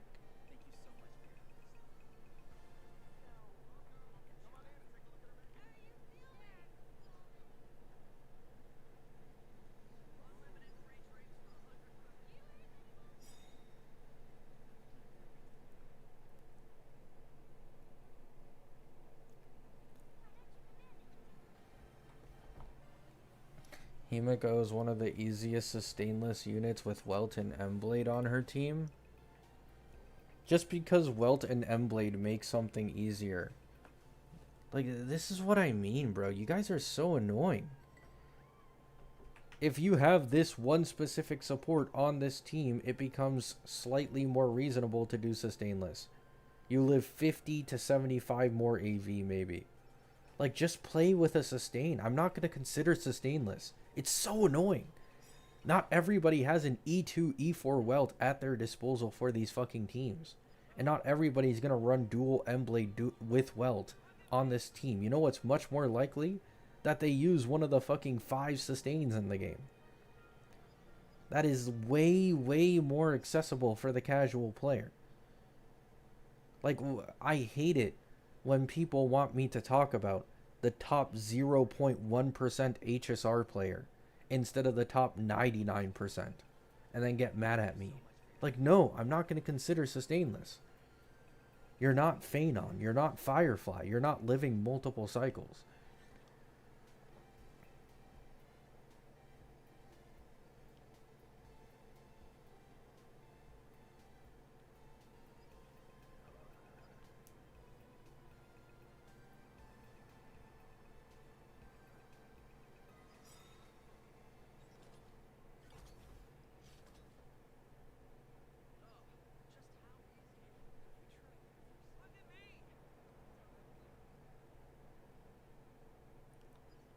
Don't overrate Thirda. I'm not overrating her.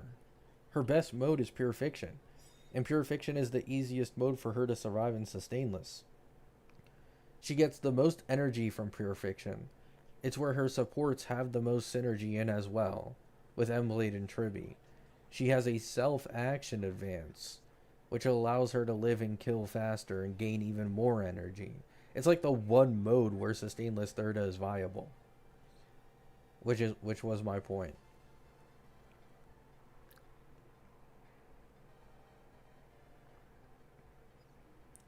Himiko has the biggest sustained drop off after Anoxa.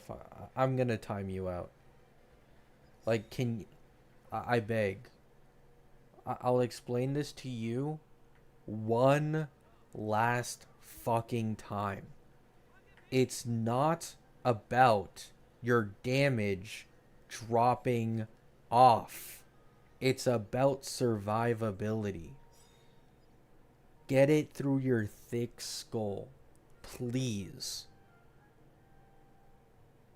99% of people who play this game cannot replicate most sustainless zero cycles and will just fucking flop over.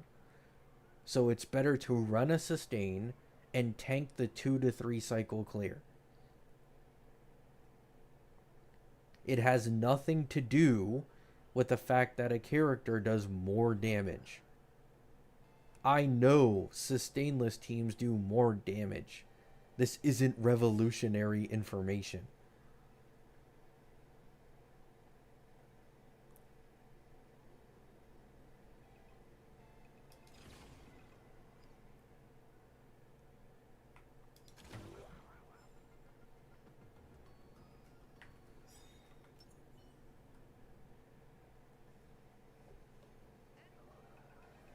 That's why I don't talk about meta extensively here. I get it, Solus, I get it.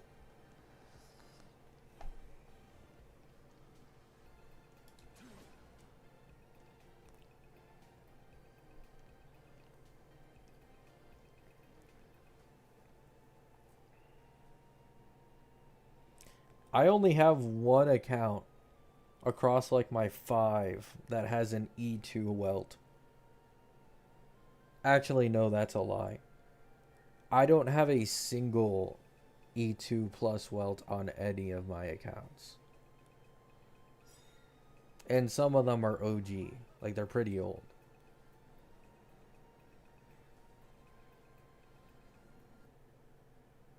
I have 2 of them with E4 Bronya, though. That I do have, I guess.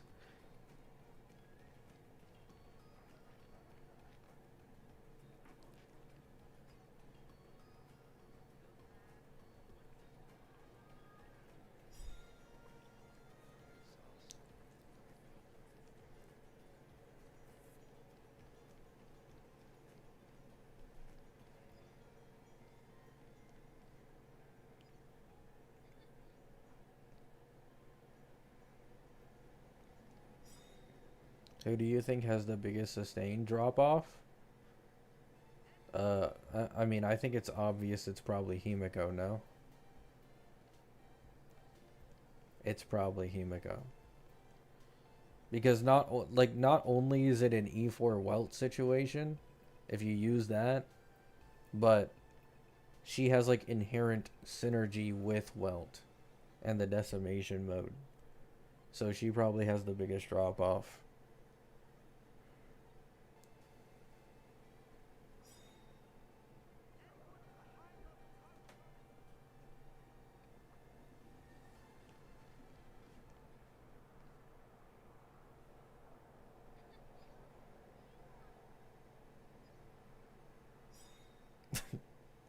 Tough, Solus. I mean, at least it paid off eventually.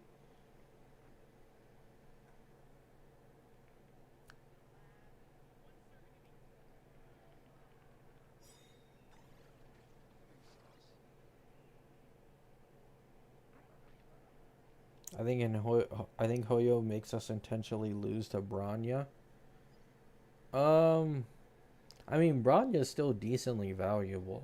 To be honest, like, in E6 Bronya, it takes a while to get there. But E6 Bronya actually is quite decent, in my opinion. Because her 1 turn buff now becomes 2. Her buffs obviously aren't on the level of like Nova Sparkle. But she's a stronger buffer than Sunday, for example. For a lot of characters. So she's a stronger buffer than Sunday. With, you know, 2 turn buff, action advance, has a chance of getting SP back on E1. She has a speed increase on her skill at E2 as well, which can be synergistic with some speed characters. It's expensive and like pretty far, but E6 Bronya is kind of better than Sunday? Yeah, exactly. Like, in quite a few situations.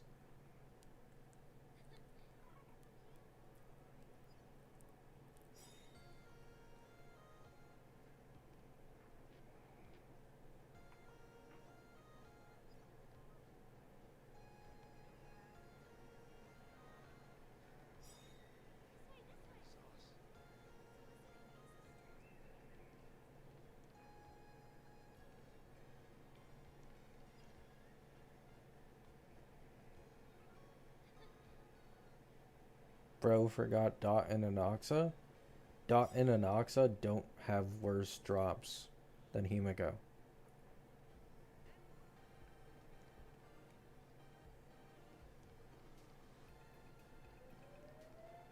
Himiko definitely has the worst if you're talking about E4 Welt and then removing him for like PT or something. It's way, way worse.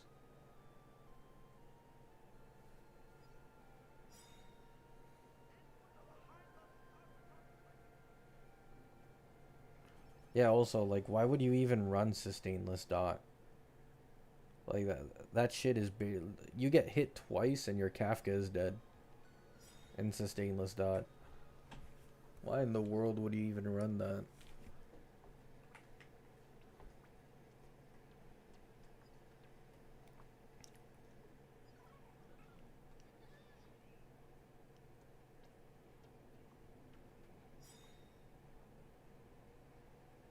Phanon?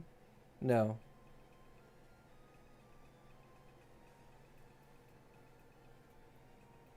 Yeah, Phanon prefers Sustainless, but like no one in this game is worse than Himiko probably. Because Himiko, not only is E4 Welt the best like cheap Sustainless option, but then E4 Welt is also highly synergistic with Himiko outside of how good his generalist buffs are. So there's like an additional loss in replacing E4 Welt and then running a normal ass sustain team with like Robin SP plus RMC. Or Robin SP plus M-Blade, or, you know, some variation of a team like that.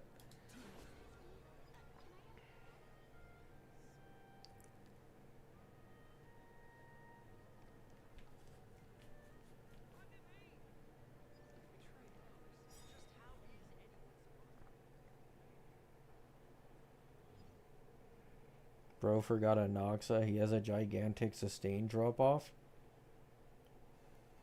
You do realize you're talking to the guy whose free-to-play account has been maining an Noxa for over a year at this point. And I have tested him in Sustainless and Sustain teams with PT. He is not the worst. I can promise you that. He has a pretty bad drop-off, but he's not the worst.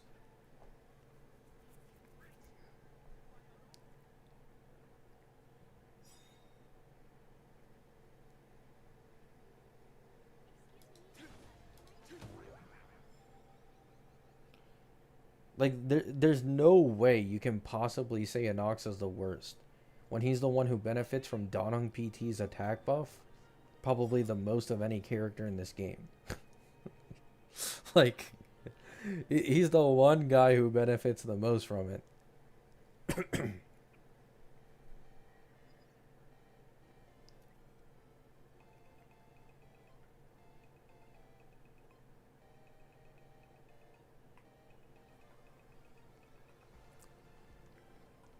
And he's also the DPS that benefits the most from his dragons as well.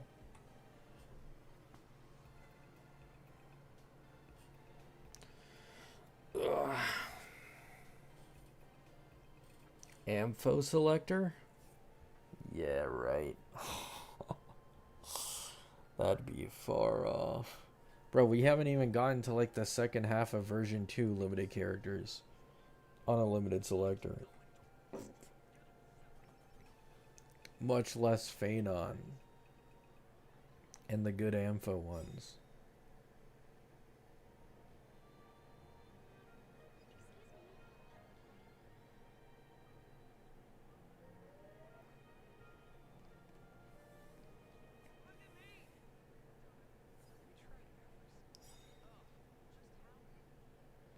Who the hell got nuked? No one. He just keeps deleting his own messages.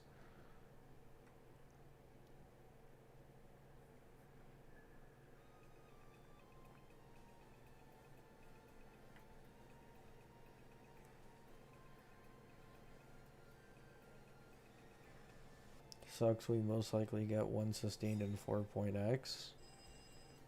I could see a second one, I'm not gonna lie. Considering the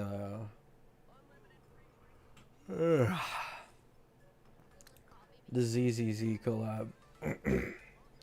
4.7 isn't the final patch of this version. It might be the ZZZ one.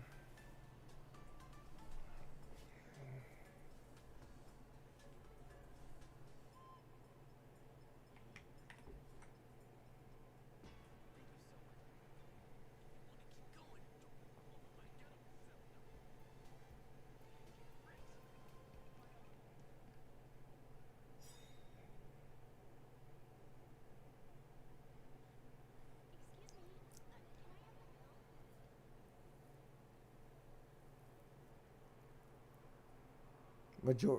Oh my god. My voice. I knew this would happen. I'm not built for streaming, man.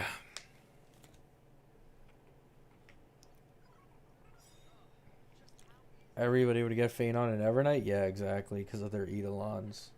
The two E2 merchants of Amphorius.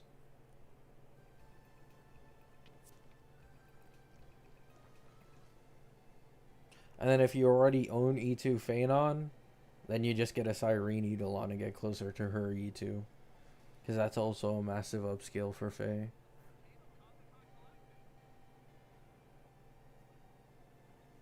Tribby? I refuse to believe a real human being, meta-wise, would choose E0 Tribby from the selector.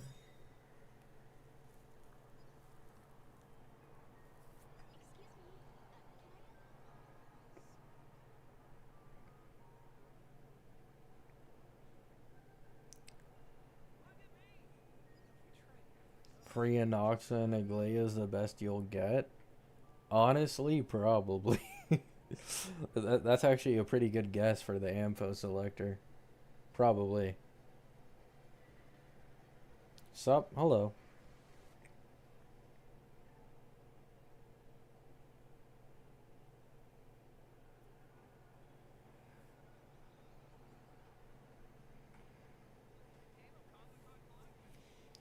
.5 apparently has Thurda in the Golden Token shop.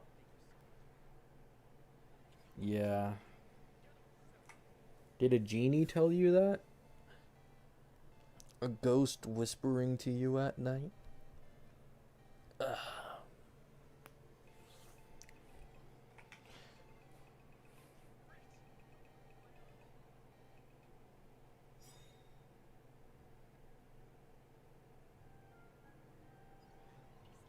I have not seen a single leak like that.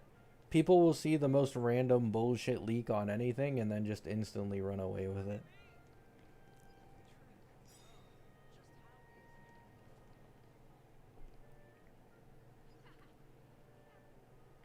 You should add me on Discord. I don't even use it though. What would the reason even be? I don't mind it, but I don't even use Discord. Yeah.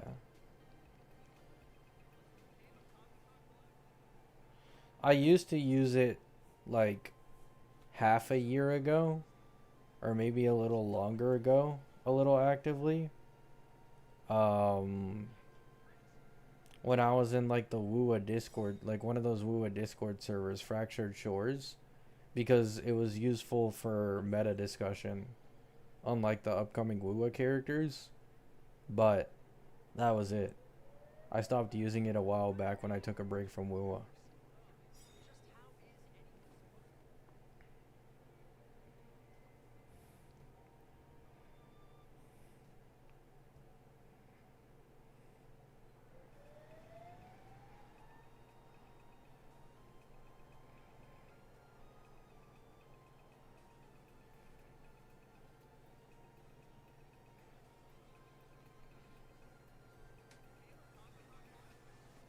Yeah. World Cup was a bit sad for me, but I'm not mad. It just would have been amazing to see it happen twice in a row. He played phenomenally too. I saw like this like stat sheet, he was number one in almost everything, like attacking wise. On the field, he was like number one in basically everything. But then Mbappe took first place in goals in the third place match. So he lost first place on that stat and went down to second. Was this his last match? Nobody knows. To be honest, I don't think so. I think he might play a little more in the MLS. But he's probably very close to retirement, if I had to imagine. Like, I remember he got interviewed after winning the semifinal, like, oh, how are you going to keep playing? How long are you going to keep playing? We really like you. And then he's like, oh, you know, I'm getting tired. I'm getting old. I just want to hang out with my family. Like, you can tell he's kind of... Like, he has fun playing soccer still, but he has priorities, seemingly, that have changed.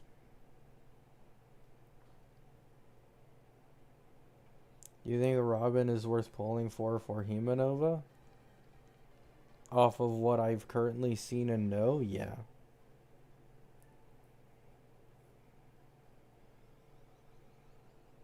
Argentina didn't make a shot in the first 90. Oh, yeah.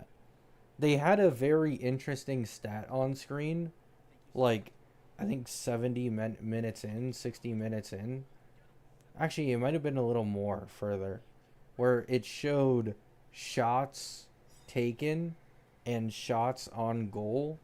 And it was like, I think 16. Yeah, I think it was like 16 shots taken and 12 shots on goal for Spain, and then it was 0-0 for Argentina. They hadn't even tried. They were trying to play defense the entire match to try and take it to penalties, because they seemingly weren't confident in like a full-on one-on-one against Spain. But then it literally all fell apart on the last, you know, bit at the end, like the last 15 minutes. They only started playing attack legit in the last 10 minutes of the game. And they got super close to goals every single time. Messi had like perfect passes.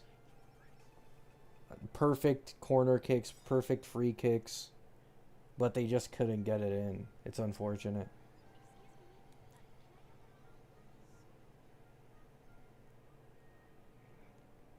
That was a bad decision. I mean, they just weren't confident, Solis. Like, they know their team is worse than Spain. And I will say, though, I agree. Like, the fact they even made it that far without getting a skull gold on them was already a miracle. Because their goalkeeper had, like, 2 miracle saves. Somehow. Like, the fact they didn't get the idea that they should switch something up, maybe. But I don't know. They just had, like, full faith in it, I guess.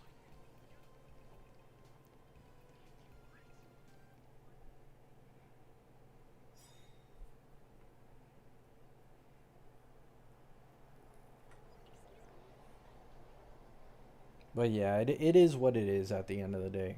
It is what it is. I'm not mad. I'm just sad. Because it would have been cool to see him win 2 in a row. With his performance as well. I mean, it's just astonishing, man. 39 years old. And you perform that well.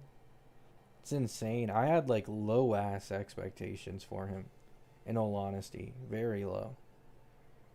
Well, maybe not very low, but I think expectations within reason of a 39-year-old.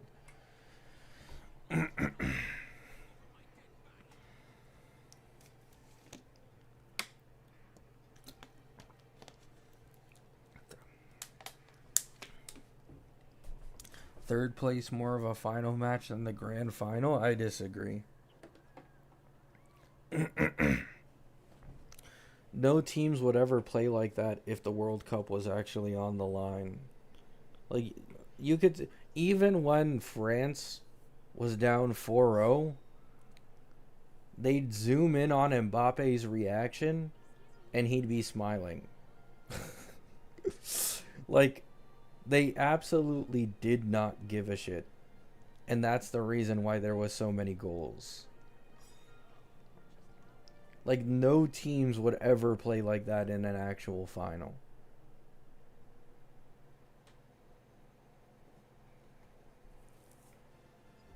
But I get what you're saying. Like, it's more entertaining to see more crazy plays and goals without focusing too much on tactics. I get what you're saying. A big problem with soccer has always been the fact that you could possibly sit there for fucking 2 hours and not a single goal is scored. You know? For a lot of people, that's really boring. So when you get to see, like, a ton of goals scored consecutively and it's going back and forth, it's like, oh my god. This is crazy.